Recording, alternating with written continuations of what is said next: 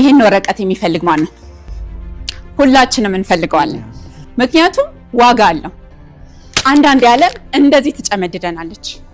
ያበራነው ይጠፋል፣ የገነባነው ይፈርስብናል። አይዞሽ አለውኝ ከጎንሽ ነን ያለም ሰዎች ድንገት ልክ እንደ ጠዋቷ ጤዛ ፈተናችን ሲጀምር ካጠገባችን ብን ብለው ይጠፋሉ። ያኔ መበርታት እጅጉን ይከብደናል። የኔ እህት እኔም ልክ እንዳንቺ ተፈትኛ አውቃለሁ። በኢንጂነሪንግ ማስተርስ ይዤ የቀን ስራ ሰርቼ አውቃለሁ።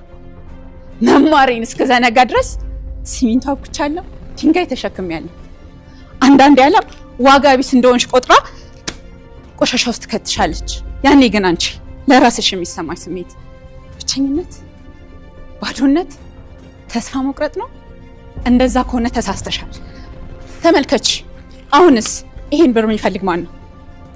እንፈልገዋለን። ምክንያቱም ዋጋው በሆነበት ሁኔታ በገጠመው ፈተና አይቀንስምና።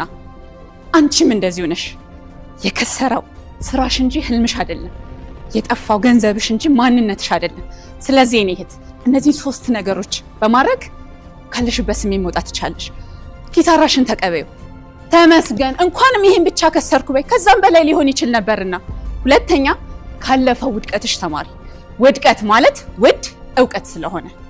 ሶስተኛ ትንፋሹ ሰጂ፣ እንደገና ጀምሪ።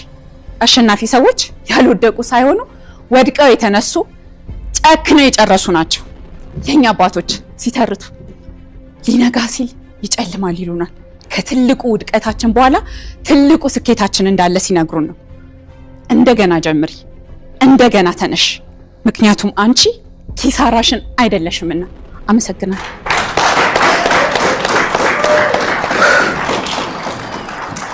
ኪሩቤል ኤልሻዳይ እንዴት ነሽ? እግዚአብሔር ይመስገን። ደህና ነች? ደህና ነች አለች። ያየሽ ነው? አዎ አሜዚንግ። እንደ ባለፈው መድረክ አጠቃቀምሽ፣ ኤነርጂሽ፣ ኤግዛምፕልሽ ጥሩ ነው። ምንም ጥያቄ የለኝም።